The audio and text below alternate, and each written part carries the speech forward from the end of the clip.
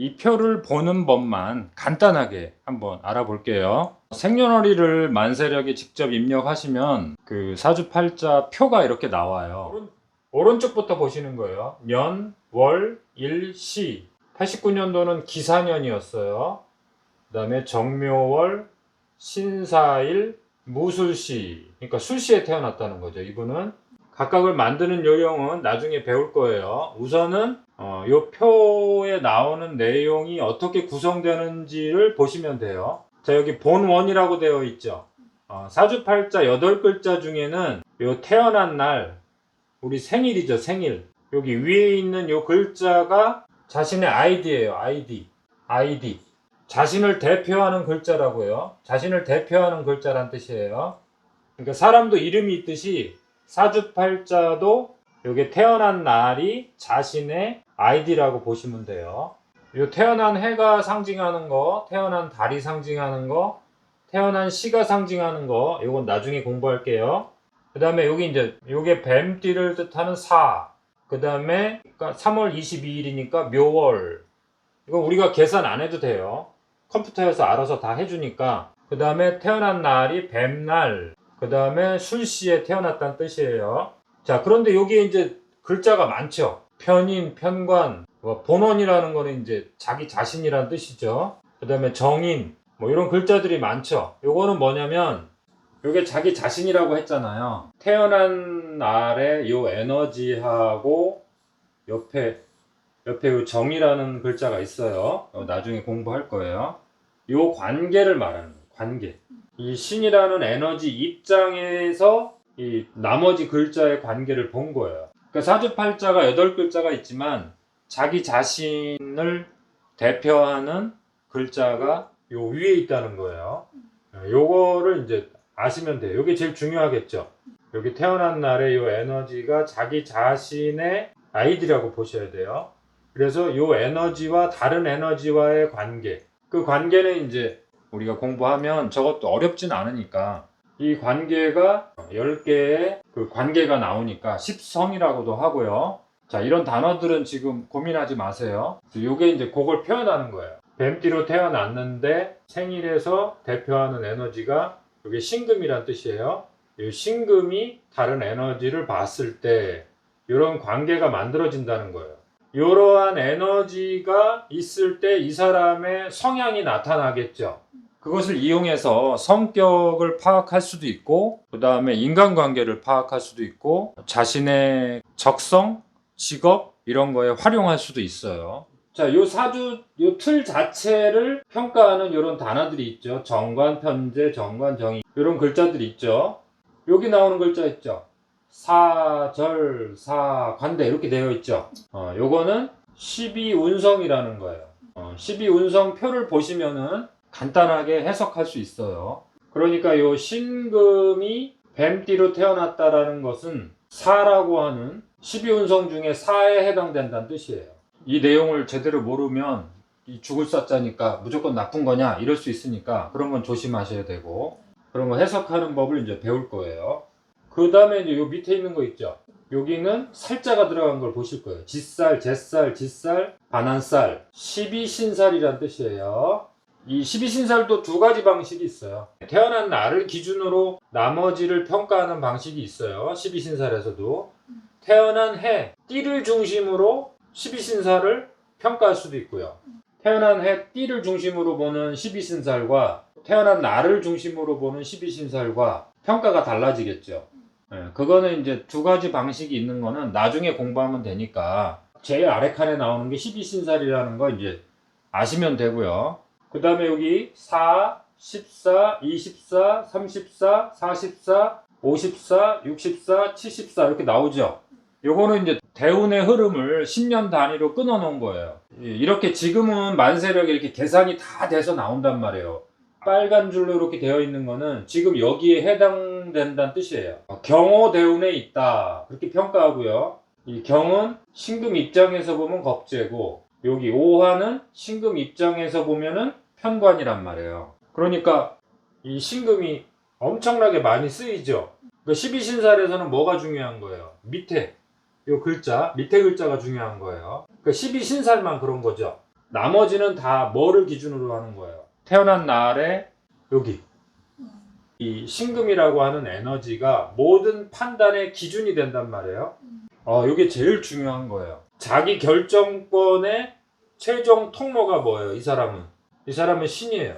이거를 통해서 세상을 바라보는 거예요. 세상을 신을 통해서, 이 구멍을 통해서 세상을 바라보기 때문에 이 신이라는 에너지가 없으면 그 세상에 들어갈 수가 없어요.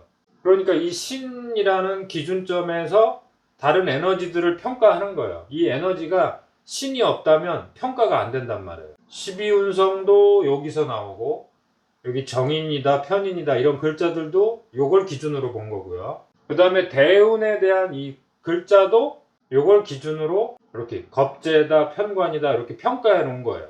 물론 사주팔자는 요거 글자 하나만 중심으로 보는 건 아니에요. 정관이 있다고 해서 무조건 공무원이 되는 것도 아니고, 편재가 있다고 해서 무조건 큰 부자가 되는 것도 아니고, 뭐 정인, 편인이 있다고 해서 무조건 공부를 많이 한다 그런 것도 아니에요. 잘 보시면은 여기 붉은색이 많죠.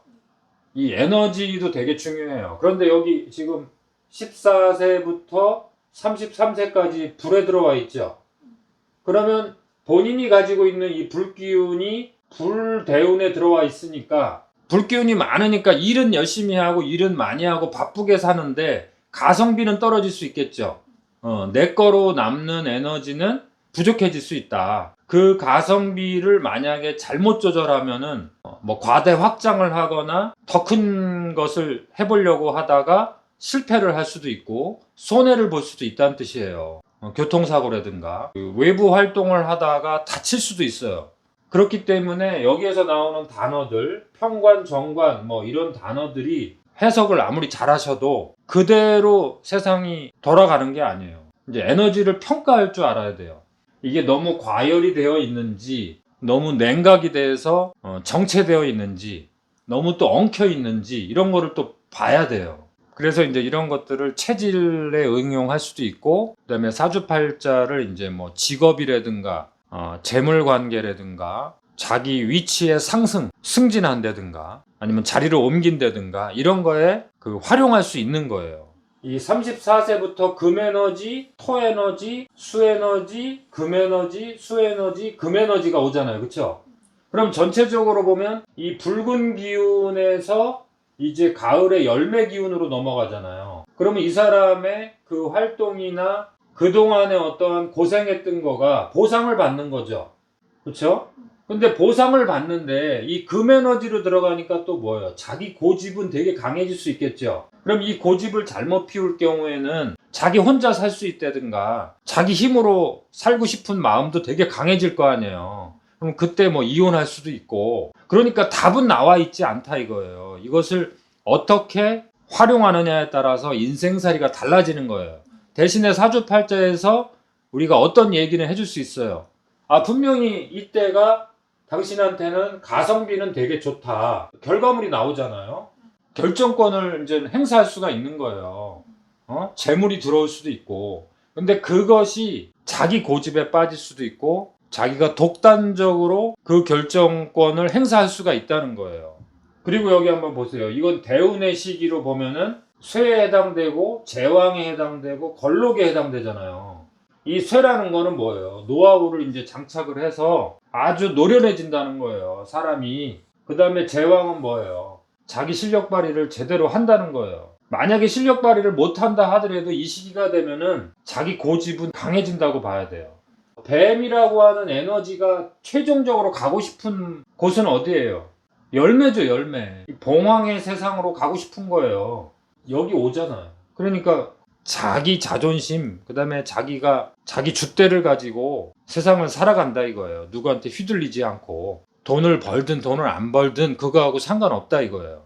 자, 간단하게 한번 정리해 볼게요. 자, 만세력표에서는 이 오른쪽부터 보셔야 돼요. 여기가 자기 띠예요.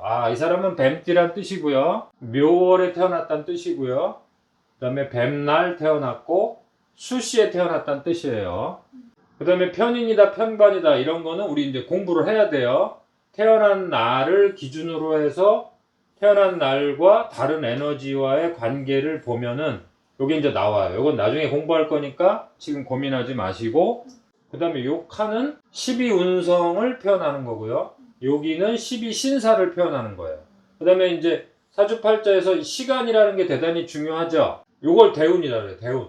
대운은 10년의 간격을 가지고 평가하는데, 이 컴퓨터 만세력에는 이게 다 계산이 돼 있단 말이에요. 묘월에 태어났으니까 묘 다음에 진, 사, 오, 미 이렇게 흘러가는 거예요. 이것도 나중에 공부할 거예요. 자, 그 다음에 이제 이 글자들을 아무리 보셔도 지금 이게 뭐 좋은 건지 나쁜 건지 지금 모르시잖아요. 자, 일단은 여기가 붉은색이 많죠. 그 다음에 묘월에 태어났죠. 그런데 여기 또 붉은색이 있죠. 그러면은 아, 불기운이 대단히 강해졌구나. 강해진 것이 좋으냐 나쁘냐, 그거는 공부를 하시면 금방 알아요. 자기 생년월일을 만세력, 컴퓨터 만세력에 입력하시면 이런 표가 나왔을 때 정관이라고 하는 것을 인터넷에 입력하시면 이 정관이라고 하는 내용이 다 나오겠죠. 근데 그거를 100% 믿지는 마시고, 아하, 나한테는 이런 속성이 있구나. 이 사람은 잘 보세요. 정관이라는 속성, 정관이라는 속성, 편관이라는 속성, 관이라는 글자가 3글자가 나오죠. 아, 그러면 이 사람은 관이라고 하는 성향이 대단히 강하겠구나. 일단은 얼핏 보면 그건 느껴지시잖아요. 그러면 관이라는 것을 직장으로 해석할 수도 있고요. 공무원처럼 조금 힘든 직업에 도전해서 자기를 갈고 닦는 사람일 수도 있고요. 가정주부가 참 제일 힘든 거잖아요. 참아야 될 때, 버텨내야 될 때 이런 세월이 대단히 필요하잖아요. 그러니까 그냥 현모양처가 돼서 가정주부로 사는 사람일 수도 있겠죠. 어떻게 살아갈지는 다양한 가능성이 있는 거예요. 자, 그런 공부를 앞으로 해보면 되겠죠. 그 다음에 이제 체질학 공부하시는 분들은 여기 불기운이 많으니까 이 사람 체질이 어떻겠구나. 호흡기는 건조하겠다. 몸에 음기가 부족해서 이 사람은 염증이 잘 생기겠다. 그래서 거기에 맞는 음식을 추천해 줄 수 있겠죠. 그런 공부가 될 수 있고요. 그러니까 다양한 쪽으로 사주팔자를 응용할 수가 있어요. 이 에너지 하나하나를 어떻게 활용하는지를 배우면 되죠. 일단은 두려워하지 마시고 자기 사주팔자를 컴퓨터 만세력에 입력하셔서 한 번쯤은 한번 보셔보세요. 다음 시간에 뵐게요.